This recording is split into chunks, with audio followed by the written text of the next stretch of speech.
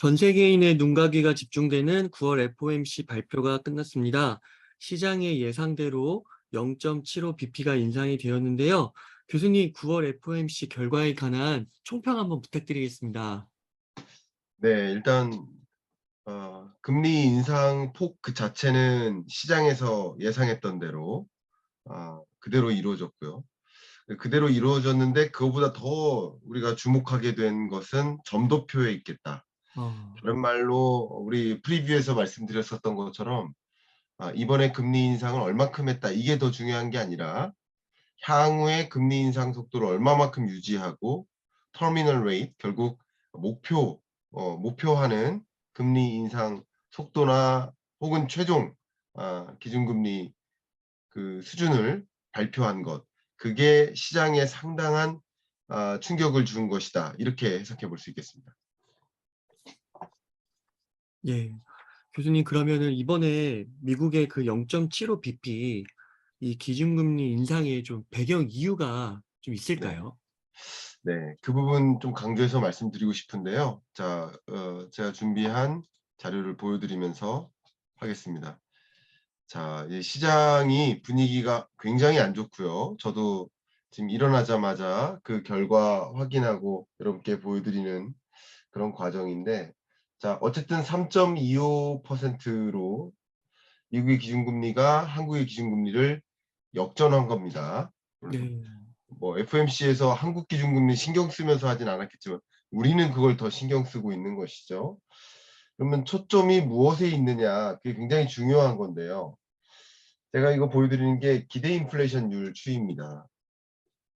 결국 물가 상승률 CPI는 정점을 찍고 떨어지는 듯 했는데 미국의 기대 인플레이션율은 떨어지지 않고 있습니다. 그러니까 4.2%로 다시 회귀됐습니다. 결국 물가가 또 제가 프리뷰 때도 말씀드렸던 것처럼 근원 인플레이션 같은 경우는 안정화되지 않고 있고 오히려 더 높은 수준으로 치솟고 있다는 면에서 물가가 전혀 우리가 예상했던 대로 이제 지지난달에 고점 9.1% 고점을 찍고 안정화되는 거 아닌가 하는 기대였는데 그 기대를 깨버리는 CPI 데이터가 나온 거죠. 그럼 데이터의 기초에서 우리는 통화 정책을 단행하겠다라고 말을 계속 해왔던 거고요. 그 말대로 이번에 자이언트 스텝을 했습니다. 역시 3연속 자이언트 스텝이니까요. 네. 그것 자체가 상당한 의미가 있겠다라고 생각을 합니다. 음. 그리고 또 중요한 것은 이 기대 인플레이션을 잡겠다라는 표현을 했었거든요, 줄곧. 결국 연준이 급격히 금리 인상을 하고 향후에도 기존에 금리 인상했던 그 방향보다 더 강한 속도를 유지함으로써 시장에게 이거 도저히 소비 못하겠구나.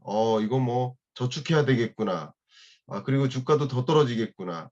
실제 그런 시장의 결과가 나오고 있죠. 원자재 가격도 떨어지고요. 주가도 떨어지고요. 안 떨어지는 거 없이 다 떨어지고 있죠. 그런 것들을 보면 시장에서 반응을 하면서 심리적으로 이제 진짜 물가 잡히겠구나 하는 그런 생각을 좀 유도하고자 하는 것도 이번 그 점도표에 담겨 있지 않나 이런 생각을 해봅니다. 아, 네. 교수님, 그러면은 좀 궁금해지는 게 그 점도표에 좀 변화가 많이 있었던 건가요? 예, 맞습니다. 점도표의 변화가 굉장히 많이 있다 볼 수 있고요. 제가 좀 보여드리겠습니다. 지금 보여드리는 이 점도표는 6월이에요. 6월. 지난 6월에 점도표가 마지막으로 발표됐고 지금 이제 점도표가 나온 건데 그때만 해도 금리 인상 속도를 보시는 것처럼 23년의 고점인 건 똑같고요. 3.75 정도, 3.75%를 목표한 거라고 볼 수 있습니다. 음. 근데 사실 지금 9월 기준금리가 3.5니까 거의 이 정도에 온 거예요. 근데 네. 이번 점도표를 보니까 여기 이게 점도표인데요. 이 점도표를 보면 22년 올해 4.4%를 만들겠다. 음. 여기서 이게 FOMC 위원들이 무기명으로 투표하는 방식입니다. FOMC 위원들이 자기가 생각하는 가장 적정한 미국의 어. 기준금리가 이거다라고 점을 찍을 수 있는데, 가장 이제 매파적인 사람과 가장 비둘기파적인 사람이 있는데 조금 더 매파적인 성향이 강하죠, 보시는 것처럼. 네. 그래서 이것을 이제 중간값을 찍으면 그게 4.4 이렇게 됩니다. 여기 정도에 다른 거죠. 예. 그리고 23년 기준금리 인상은 역시 22년보다도 더 상향이 필요하다 어. 해서 4.6%가 바로 미국의 새로운 점도표라고 볼 수 있겠고요. 그러면 이번에도 3.5%로 0.75% 포인트를 인상했는데, 남은 두 개 음. 기간 동안 11월과 12월 역시 그 기간 동안 0.75%와 0.5% 음. 1.25% 포인트를 추가적으로 인상하겠다라는 뜻이거든요. 어. 그러면 이게 결과적으로는 11월에 예를 들어서 1% 포인트 네. 울트라를 하고, 그리고 12월에는 베이비 스텝으로 전환될 수도 있는 거고요. 음. 아니면 한 번 자이언트 스텝을 더하고 네. 그리고 빅 스텝을 할 수도 있는 거죠. 와. 지금으로서는 그렇게 무게를 싣고 있다 이렇게 볼 수 있겠습니다. 와 자, 그렇게 이제 음. 네, 말씀하십시오. 아니요. 말씀 예. 벌써 그러면 올해 안에 4.5 정도가 되는 거네요. 그렇죠. 올해에 4.5 정도, 그러니까 와. 4.4가 중간치라고 보니까 제가 음. 보기에는 뭐 0.75, 0.75 한번 이렇게 하거나 정말 말 그대로 0.75, 0.5 자이언트 스텝과 빅 스텝을 이어서 하는 정도라고 볼 수 있는 거죠. 자, 네. 근데 더 중요한 거 말씀드릴게요. 어쩌면 이번 연준의 통화 정책 운용 방향의 핵심은 SME, 여기 보시면 이게 프로젝션이거든요. 프로젝션. 그 프로젝션에 있다라고 할 수 있을 것 같아요. 음. 전망치죠. 네. 연준이 바라보는 전망치가 여기 보시면 이게 7월 전망과 이번 전망을 같이 비교하는 거라고 볼 수 있어요.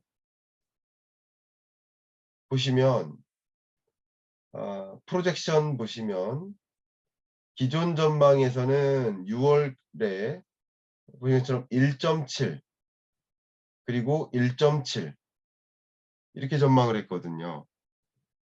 그리고 이 경제 성장률 전망치도 더 중요하지만 어쩌면 더 중요한 것은 이 보시는 것처럼 실업률 전망인 거예요.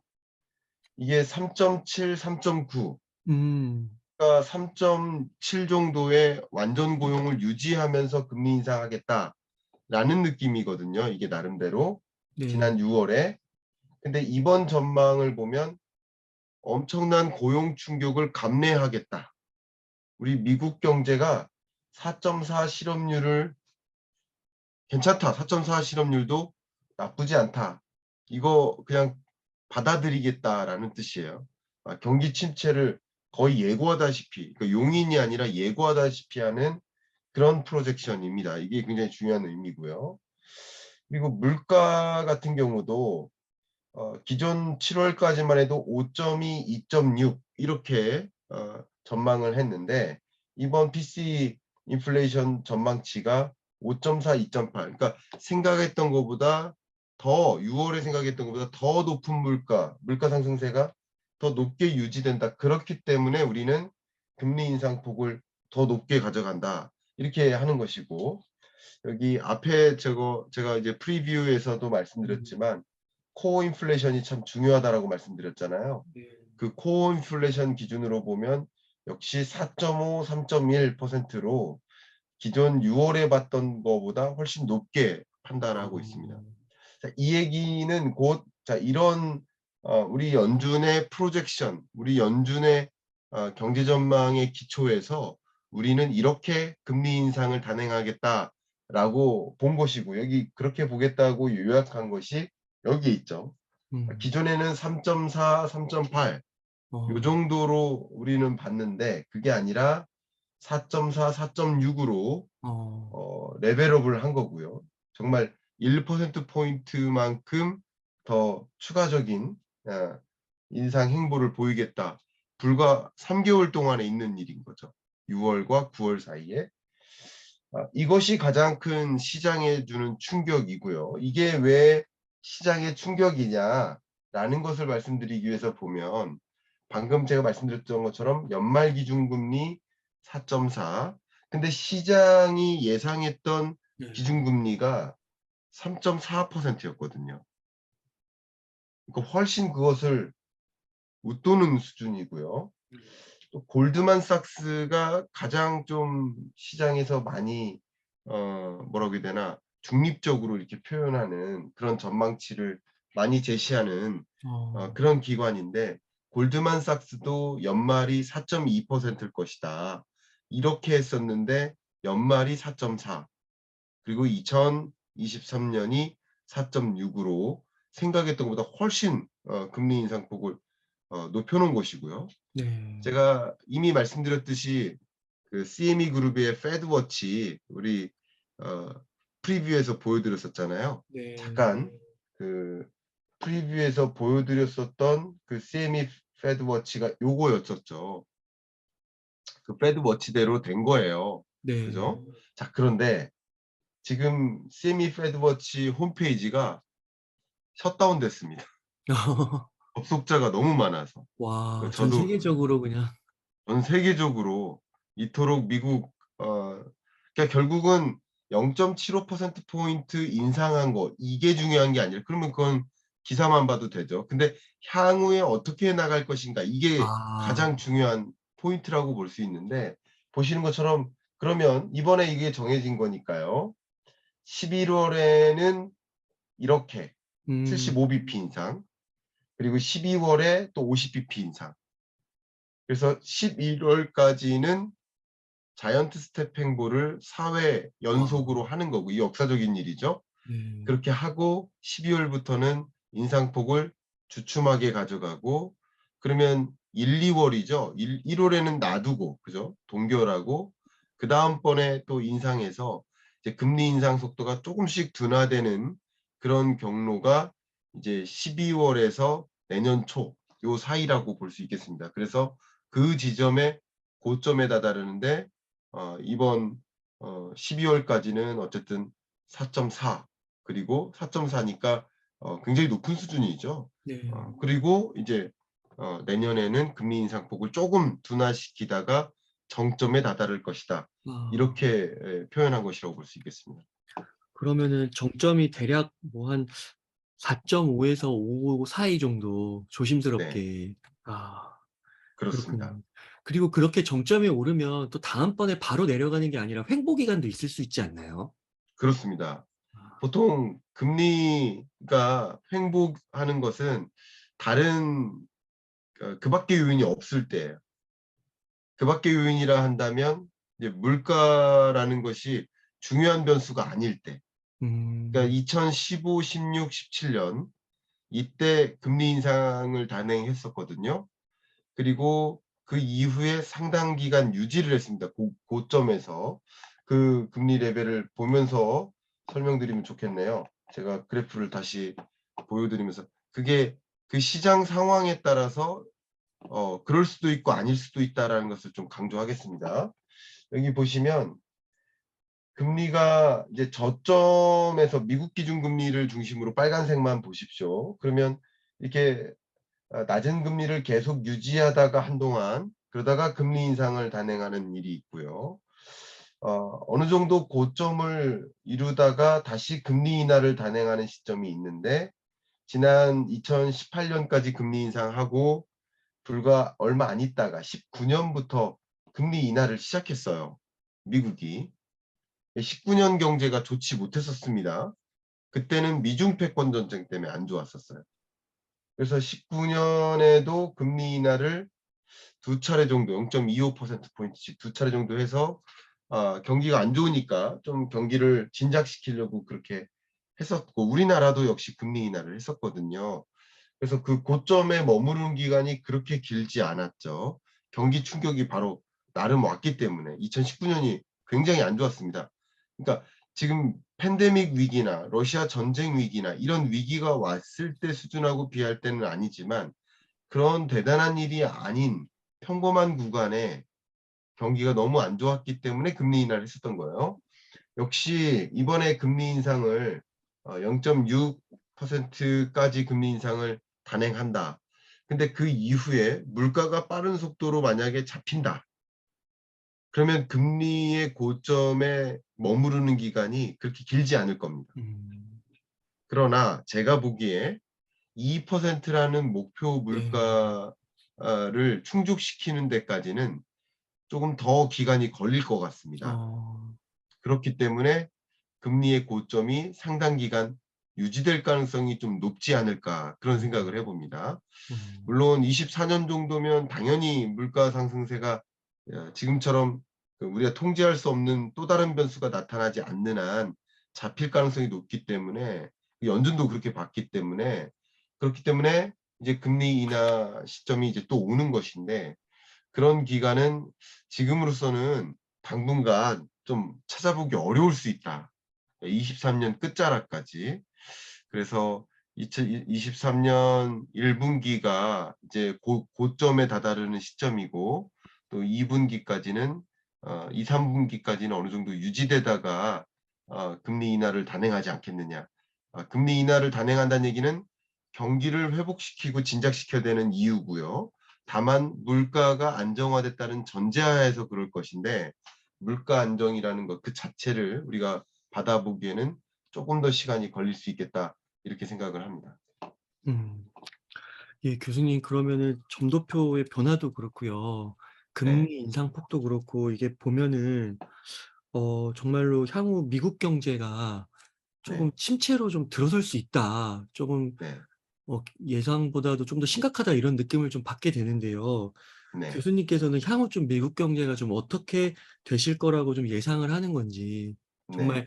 이번에 이제 쓰시는 책 그레이트 리세션 네. 대침체가 오는 건지 네. 거기에 대해서 한 말씀 좀 부탁드리겠습니다. 네. 말씀 한번 드리겠습니다.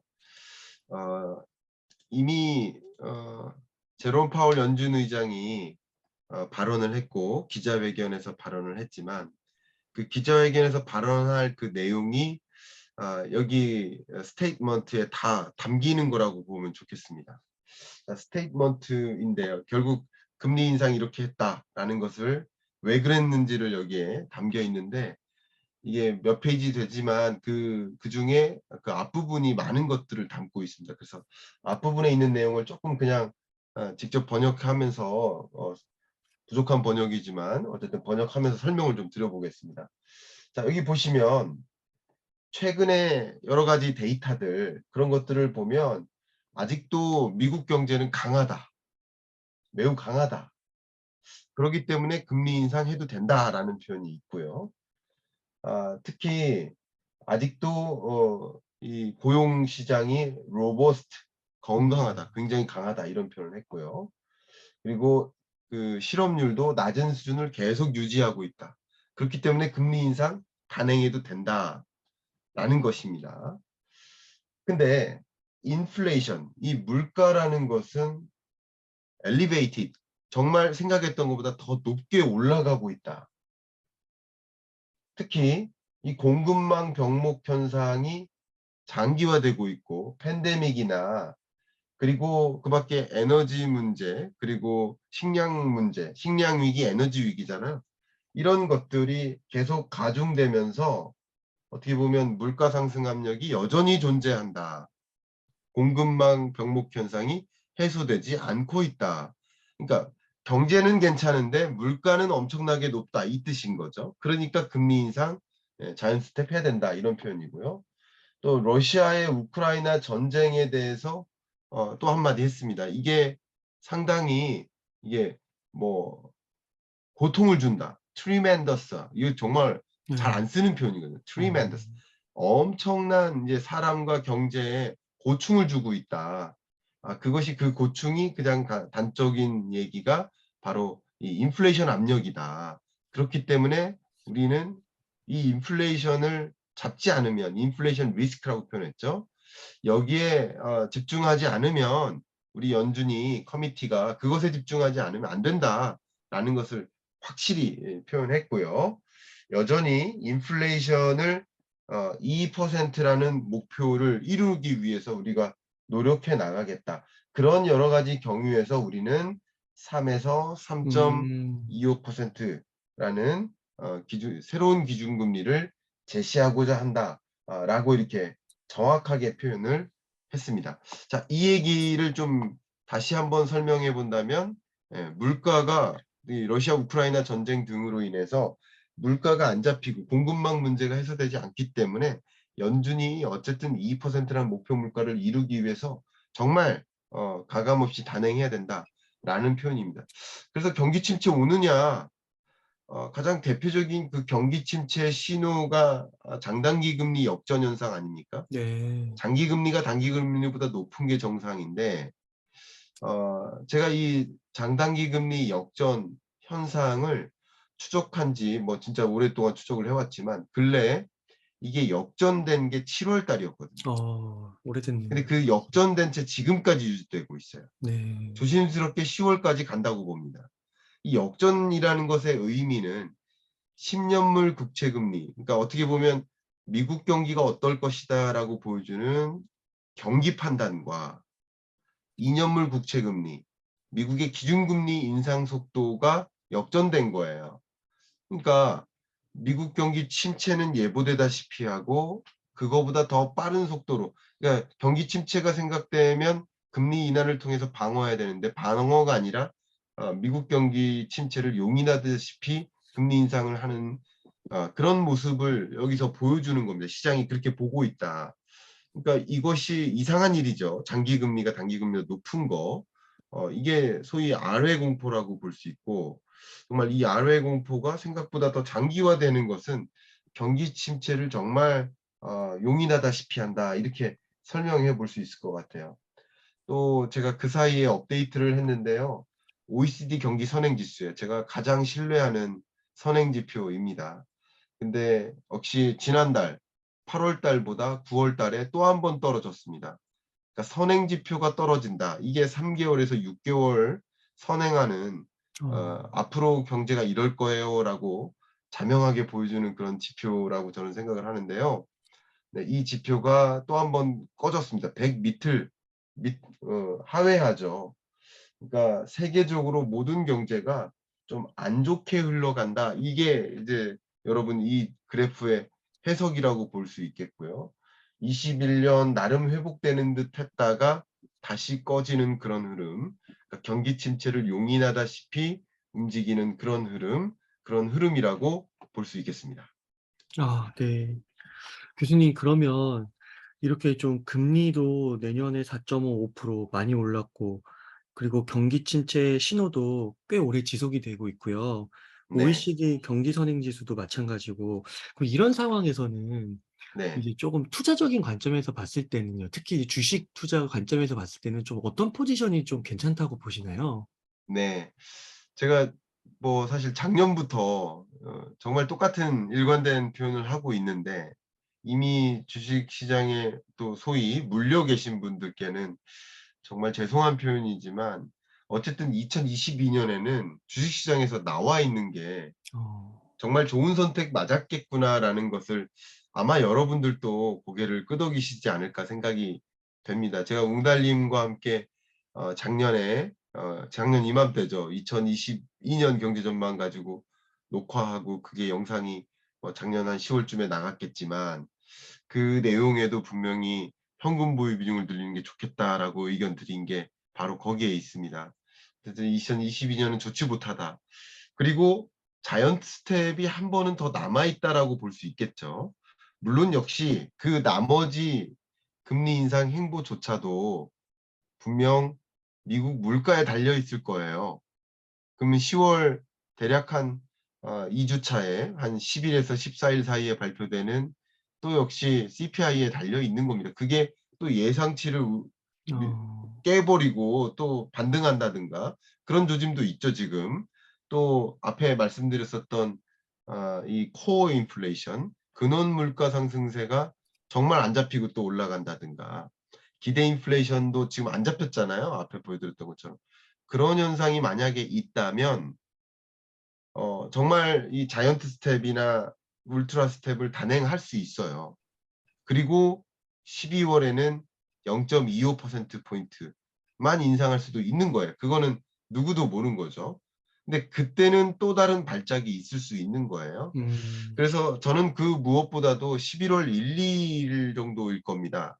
FOMC 회의가 12월 1, 2일 사이니까 2일 날 발표될 텐데, 결국 우리는 10월 중순에 미국 물가를 확인하고, 그리고 중간에 뭐 다른 뭐 PCE 물가나 물가를 확인하고 11월 초에 발행 진행되는 FOMC 회의 결과에 좀 주목을 해봐야 될 텐데, 지금으로서는 불안한 요소가 굉장히 많죠. 어. 11월 초까지는. 네. 그래서 제가 지난주에도 김영익 교수님하고 막 대화를 했는데 저랑 똑같은 생각을 갖고 있어요. 12월 2022년 말이 저점이라는 거죠. 어. 혹은 23년 초가 어. 저점인데, 야. 금리 인상의 고점은 더 높아졌으나 그 속도는 더 빨리 진행돼서 빨리 올려버리고 멈추는 느낌이에요. 그래서 금리 인상의 고점 구간이 어쨌든 23년 중반 혹은 초중반이니까, 그로부터 대략 6개월 전이니까 음. 11, 12월 정도면 제 생각에는 이제 정말 합리적 가격이 형성되는 게 아닐까, 그런 생각을 해 봅니다. 네. 와. 그런 순간들이 지금 이제 성큼성큼 눈앞에 이제 와 있는 거네요. 네. 아 예. 예 교수님 말씀 감사드리고 교수님 정말 그렇게 되면 이제 지금 이제 또 앞으로 이렇게 되면은 벌써 이제 한미 기준금리 역전이 현실화가 됐고 더 벌어질 수도 있을 것 같은데요. 네. 이런 것은 또 이제 좀 시장에 어떤 영향을 줄지 좀 예상해 볼 수 네. 있을까요? 네. 역시 우리 프리뷰 때도 찍었지만, 네, 강한 달러의 시대, 그겁니다. 미국이 강달러를 놓지 않을 겁니다. 미국 입장에서는 물가를 반드시 잡아야 되기 때문에, 미국 입장에서 물가를 잡기 위해서는 강달러가 유리합니다. 미국도 엄청난, 우리나라보다 더 큰 수입 비중이 높은, 그죠? 무역 수지가 적자인, 그러니까 만성 적자국이잖아요. 그러니까 수입국인 거예요. 미국은 소비국이고. 그런 나라 입장에서 물가를 잡으려면 수입 물가를 잡아야 되거든요. 수입 물가를 확실히 잡으려면 강달러가 유리한 거죠. 그래서 행정부든 파월이든 강달러가 맞다라고 보고 있고요. 우리나라에서 스무딩 오퍼레이션, 뭐 구두 개입이나 뭐 직접 개입이나 그런 걸 한들 그것은 강달러 현상을 놓진 않을 것이다.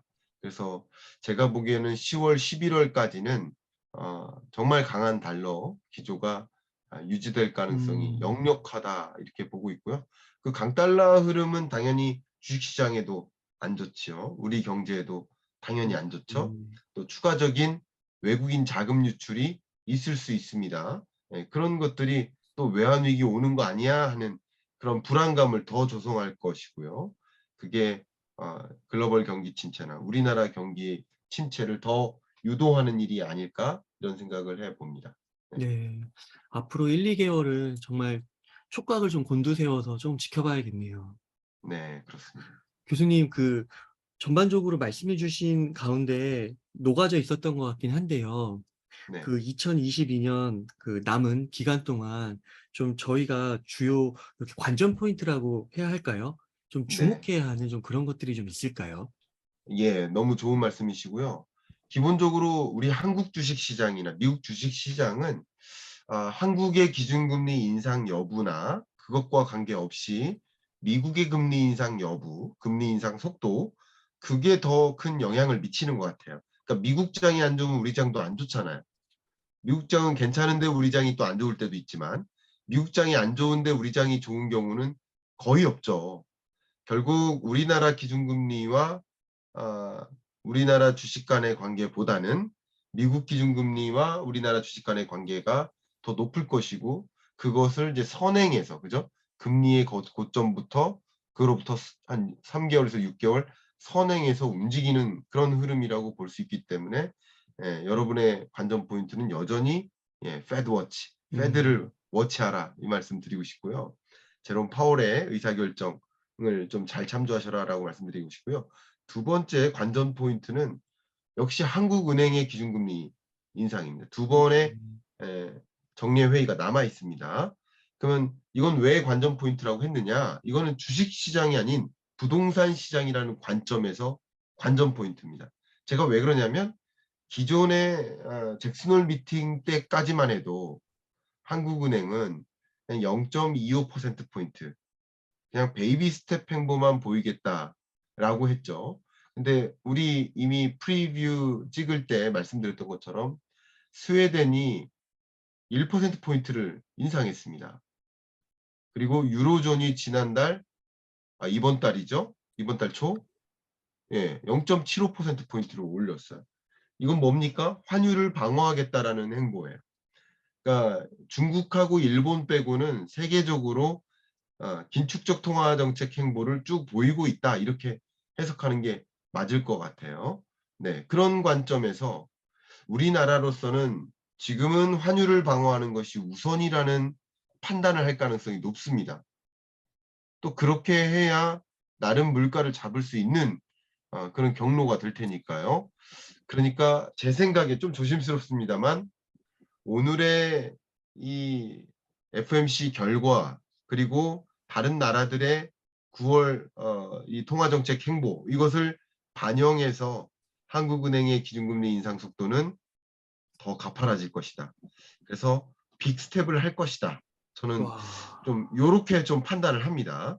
자, 그러면 부동산 시장은 여러분이 네. 생각했던 것보다 빠른 속도로 조정됩니다. 그러니까 부동산 시장은 미국 기준금리 인상 속도 그게 중요하진 않습니다.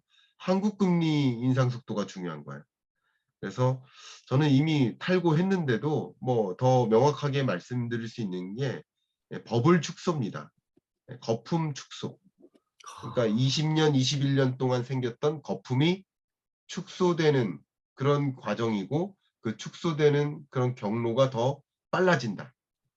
우리가 이렇게 새벽에 3시에도 일어나서 페드의 판단 주목하고 있고 그것을 주목하는 이유는 그 판단이 시장에 어마어마한 영향을 미칠 것이기 때문에 여러분께 바로 말씀드리는 게 맞겠다라는 판단으로 우리 밤잠 안 자고 이야기 나눈 거 아닙니까?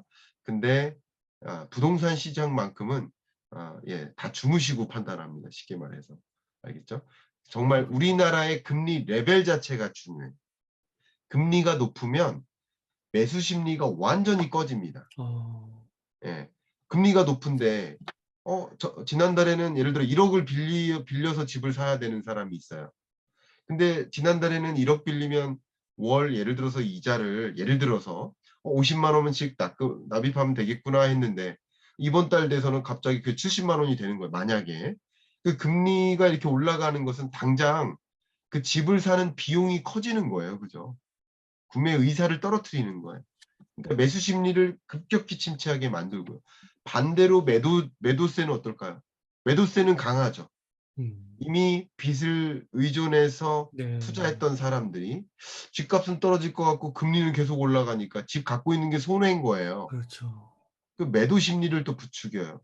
이것이 매수 우위 지수를 크게 압력을 줍니다.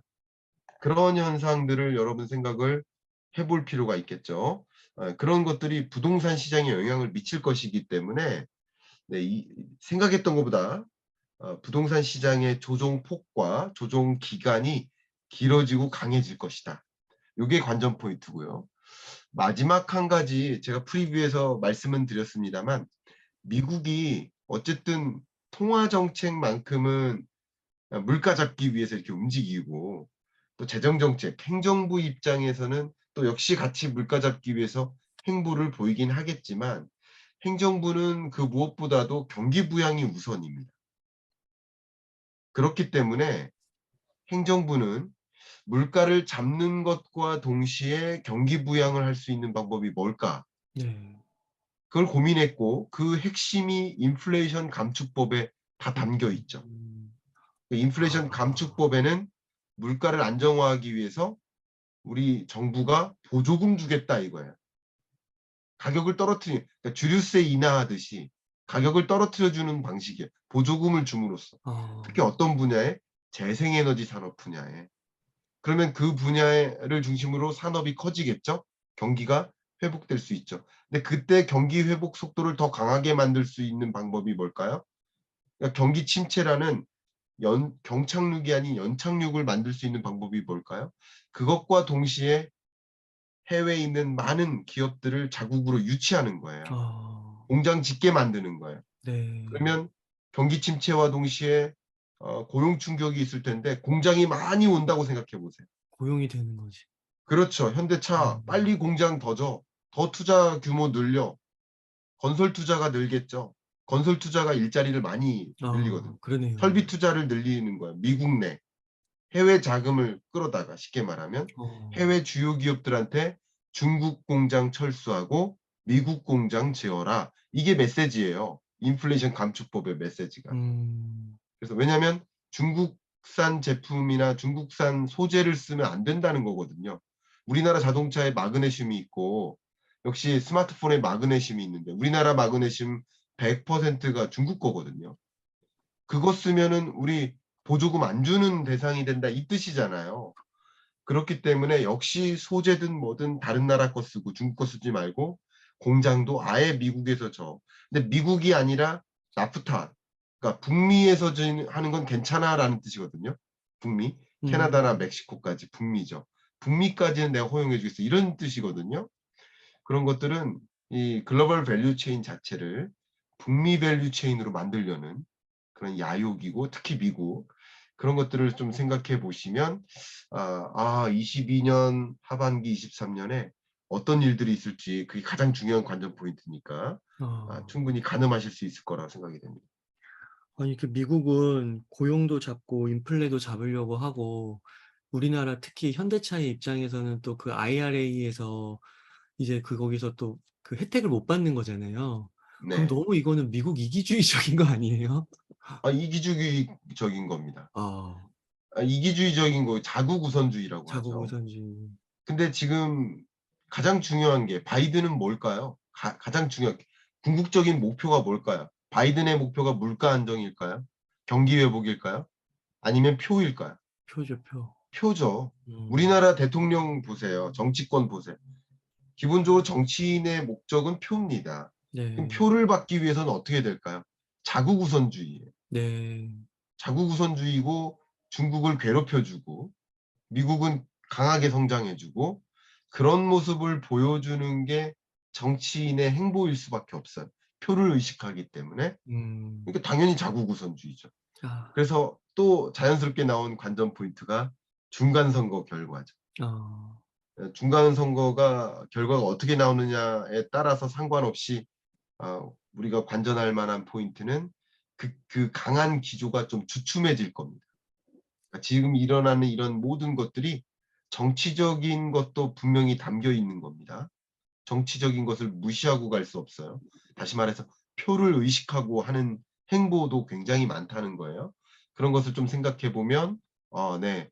그러면 정말 중간 선거 이후에 11월에 그 이후에는 이런 이런 어떤 강한 드라이브가 좀 꺾일 수도 있습니다. 그때 좀 한국이 해 달라는 거 해 주기도 하고 뭐 그럴 수도 있습니다. 예. 아. 그것은 중요한 관전 포인트고 그때 예를 들어서 그런 인플레이션 감축법 때문에 주가가 추가 조정된 것들이 있잖아요. 예 그런 것들이 다시 반등할 수 있는 관전 포인트가 될 수는 있겠죠. 네. 예, 교수님 이렇게 오랫동안 시간을 많이 귀중한 시간 할애해 주셨는데 저 한 가지만 좀 더 여쭤보겠습니다. 괜찮습니다. 예. 워낙 부동산이 좀 중요하다 보니깐요. 네. 아까 이제 한국은행의 기준금리 인상 속도가 빨라지면서 가계들의 부담이 증가할 수 있기 때문에 부동산 특히 거기가 좀 위험할 수 있다라고 말씀을 해 네. 주셨잖아요. 네네. 어제 보니까 그 비수도권 부동산 규제 지역이 전면적으로 해제됐다고 그러더라고요. 그렇습니다. 그래서 수도권과 세종시 외에는 다 이렇게 좀 해제가 됐는데 네. 이러한 흐름조차도 예. 지금 말씀해 주시는 그런 금리 인상 이슈 그것과 예. 이렇게 대등하게 한번 비추어 볼 때 네. 말씀해 주시는 그런 거품이 해소되고 빼는 네. 그런 흐름을 바꿀 수는 없거나 뭐 완화시킬 수는 없거나 예. 그렇지 못하는 것일까요? 그럴 수 없습니다. 좀 그래요. 자신 있게 말씀드리겠습니다. 와. 그 부동산 매매가 제가 우리 웅달님 만나서 더 네. 구체적으로 말씀드리겠습니다만 부동산 시장의 정책은 영향은 있습니다만 거들 뿐이에요. 제가 심지어 좀 이런 표현을 했었죠. 물이 위에서 아래로 흐르는데 아랫물을 바가지로 퍼서 위로 던지면 물이 거꾸로 흐를까? 어. 거꾸로 흐르지 않아요. 와. 이게 야. 정확한 표현입니다. 네. 결국 거시경제 여건에 의해서 보이지 않는 손에 의해서 가격이 정해지는 것이고요. 그 가격에 정책이 기여는 할 수 있어요. 근데 그것을 반대로 흐르게 하진 않아요. 그리고 반대로 흐르지 않고 다시 말해서 집값이 안정화되고 있기 때문에 규제 해제를 전격적으로 할 수도 있는 겁니다. 왜냐하면 규제 완화를 약속했고요, 현 정부가. 그리고 다행히 시장이 안정화되는 것처럼 보이죠. 떨어지는 걸 안정화라고 지금 보고 있잖아요. 그렇기 때문에 근데 떨어지는 게 특히 지방이 더 떨어져요. 그런 것들이 또 안 좋은 또 시장의 국면들이 있기 때문에 그걸 보완적 조치로서 규제 완화를 하는 것이죠. 근데 서울시 같은 경우는 뭐 수직 중축도 허용하고 리모델링도 허용하고 정말 난리도 아닌데 지방에는 그 규제를 그대로 유지한다? 그럼 서울과 그 지방 간의 이 탈동조화죠. 따로따로 노는 현상. 이게 더 심각해지잖아요. 그러니까 이런 것들을 이제 마주하면서 어쨌든 지금 조정되고 있으니까 그리고 윤석열 대통령의 주된 그 정책 기조가 규제 완화에 있기 때문에 규제 완화를 단행하는 모습인 거고 만약에 지금 2020년, 21년처럼 폭등하는 흐름이 있다. 그럼에도 불구하고 규제 완화를 할까? 그러진 못하는 거죠. 조정되고 있으니까 규제 완화를 해도 된다라고 아. 판단하는 것이라고 해석할 수 있겠습니다. 예, 그래서 큰 흐름이 바로 저희가 이렇게 새벽을 깨워 가지고 보고 있는 그 페드 와치 미국의 네. 기준금리의 변동, 네. 거기에 이제 가장 저희가 초점을 두고 좀 2022 년을 보낼 필요가 있겠네요. 그렇습니다. 그럴 필요가 있겠습니다. 그래서 페드 와치, 그리고 한국은행의 기준금리, 인플레이션 감축법, 미국의 중간 선거 결과 등 요런 것들을 한번 보시면 2022 년을 그래도 잘 마무리할 수 있지 않을까. 교수님 중요한 포인트 짚어주셔서 감사드립니다. 교수님 제가 혹시 끝으로 네. 시청자분들께 좀 음. 강조해 주고 싶으신 말씀이나 하고 싶으신 말씀 있으실까요? 네. 제가 컨디션이 졸려 가지고 네. 잠이 덜 깬 상태에서 네. 목소리도 지금 막 잠긴 상태에서 이렇게 말씀드려서 죄송하고요. 아유, 무슨 그래도 말씀. 최대한 빨리 이 정보를 음. 전달해 드리겠다라는 마음만으로 이렇게 한번 도전을 해 봤습니다. 여러분들께서는 2022 년, 23 년을 살아가실 때 역시 이런 모든 일련의 것들이 이 매크로를 이기지 못하는 거구나. 거시경제의 흐름에 따라서 이 여러 가지 것들이 정말 뒤바뀌고 있구나. 아마 우리 두 명이 밤잠 안 자고 새벽에 일어나서 이렇게 논의하는 그것도 왜 그런지 여러분들도 충분히 실감하시면 좋겠습니다. 그러니까 여러분도 이렇게까지는 아니시다 하더라도 정말 우리가 미국 물가 상승률에 이렇게 관심을 가져볼까? 미국 금리 인상에 이렇게 관심 물가 상승률이 아니라 그 미국 근원 물가 상승률까지 굳이 우리는 봐야 되나 하는 그런 국면인 만큼 이 거시경제 여건이 시장에 엄청난 영향을 주고 있구나 아. 생각해 주시면 좋겠고요. 마지막으로 그 3박자 다시 한번 강조하겠습니다. 물가, 금리, 음. 시장. 물가가 네. 너무 높다 보니 금리 인상이 행보하는 것이고 그것이 강달라든 주식가치 조정이든 원자재 가격 폭락이든 부동산 시장 또 조정이든 실물 경제 충격이든 이런 여러 가지 종류의 시장에 영향을 미치는 모습, 물가, 금리, 시장 이것을 좀 기억하시면서 내가 남은 22년 하반기 어떤 것을 좀 신경 쓰면서 살지 좀 생각할 수 있는 기회, 그러니까 생각할 수 있는 기회를 좀 드렸으면 하는 그 마음 드립니다. 이상입니다. 교수님들 인사이트 넘치는 말씀 감사드립니다. 분명히 시청자분들께 큰 도움 되셨을 거라 확신합니다. 새벽까지 너무 고생 많으셨습니다, 교수님. 네, 음. 제가 감사합니다. 예, 고생하셨습니다. 이만 마치도록 하겠습니다, 교수님. 네. 예, 들어가세요.